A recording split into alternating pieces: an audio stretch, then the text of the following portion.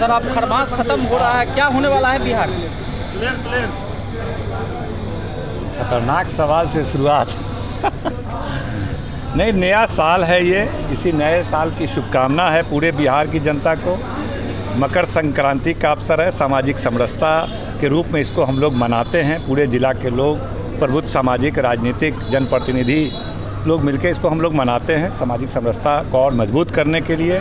नए साल में हम लोगों ने संकल्प लिया है, हमारे नेता तेजस्वी प्रसाद यादव जी ने संकल्प लिया है कि नया साल नया संकल्प और नया बिहार बनाने का संकल्प है। और इस नए साल में बिहार में जो पिछड़ापन, जो गरीबी, जो बदहाली और जो चेहरे पे उदासी है वो दूर करने वाला वर्ष हो। और महिलाओं को ख़ास तौर से 2500 रुपया महीना दे करके महिला मान सम्मान योजना, इस तरह की योजनाएं चला करके 200 यूनिट बिजली फ्री कर करके, जो सामाजिक सुरक्षा पेंशन है वो दे करके गरीबों के चेहरे पे मुस्कान लाना ज़रूरी है। क्योंकि आज के दौर में हम लोग देख रहे हैं, केंद्र की सरकार हो या राज्य की सरकार हो, बड़े उद्योगपति पूंजीपतियों पर देश का संसाधन खर्च किया जा रहा है और गरीब का चेहरा झुलसता जा रहा है और उसके चेहरे पे कोई मुस्कान नहीं है। इसीलिए तेजस्वी प्रसाद यादव जी ने जो जातिगत जनगणना कराया, उसका लक्ष्य था कि लालू जी का जो संकल्प था सामाजिक न्याय, उस संकल्प को आगे बढ़ाते हुए आर्थिक न्याय देना।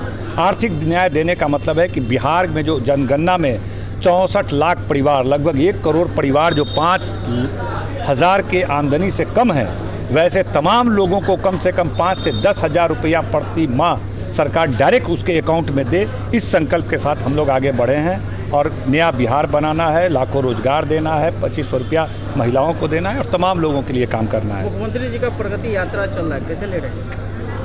देखिए, अंतिम इसको कह सकते हैं हम लोग कि अंतिम यात्रा है उनका।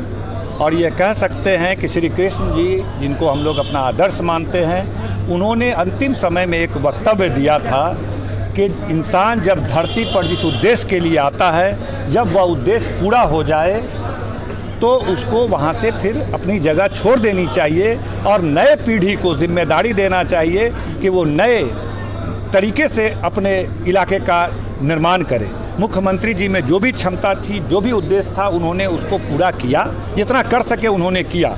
अब उनको अपने पद को रिक्त करना चाहिए, वरना वैसे लोग बने रहेंगे तो धरती पे असंतुलन पैदा होगा।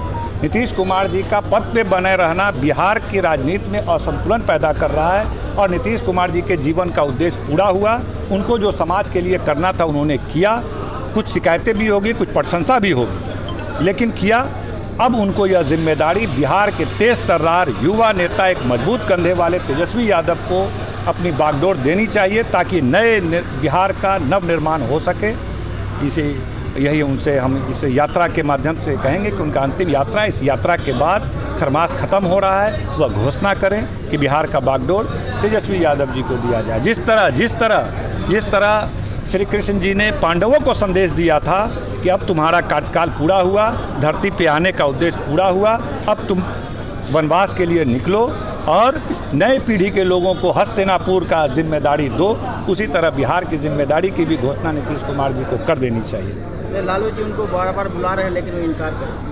अभिभावक के रूप में वो लोग अभिभावक के रूप में हैं। लालू जी को भी बिहार देश नहीं चलाना है और अब नीतीश कुमार जी को भी नहीं चलाना है। तेजस्वी यादव जी को बिहार की और देश की चिंता करनी है। अब तेजस्वी यादव जी जैसे सक्षम कंधे पर ही बिहार का बागडोर, जिसका नया नज़रिया हो, नया सोच हो, नया विज़न हो।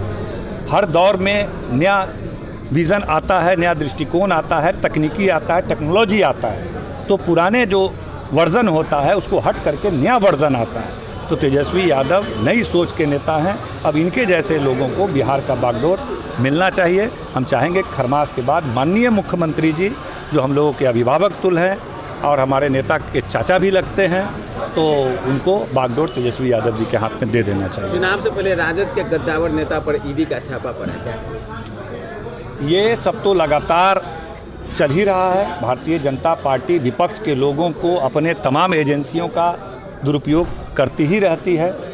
निश्चित रूप से यह दुरुपयोग है, क्योंकि राष्ट्रीय जनता दल के साथ तमाम जो कुशवाहा बिरादरी के लोग हैं वह राष्ट्रीय जनता दल की तरफ आकर्षित हो रहे हैं, उनके तरफ आ रहे हैं और उनको सम्मान मिल रहा है।